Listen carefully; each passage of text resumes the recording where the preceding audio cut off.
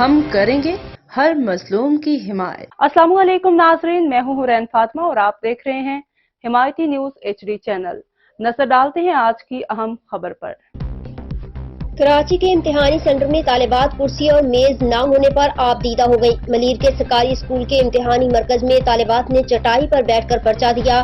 یاد رہے، سندھ کراچی تعلیم کا بجٹ 312 ارب روپے ہے۔ پاکستان کے سب سے بڑے شہر کراچی کا تعلیمی نظام 21ویں صدی میں دنیا ڈیجیٹل AI میں ترقی کی منزلیں طے کر رہی ہے۔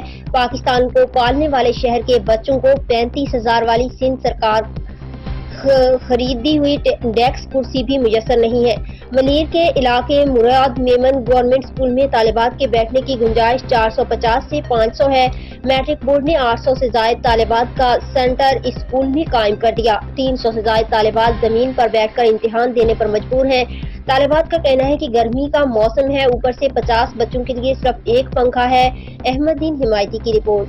مزید خبروں اور اپڈیٹ سے باخبر رہنے کے لیے دیکھتے رہیں حمایتی نیوز HD چینل۔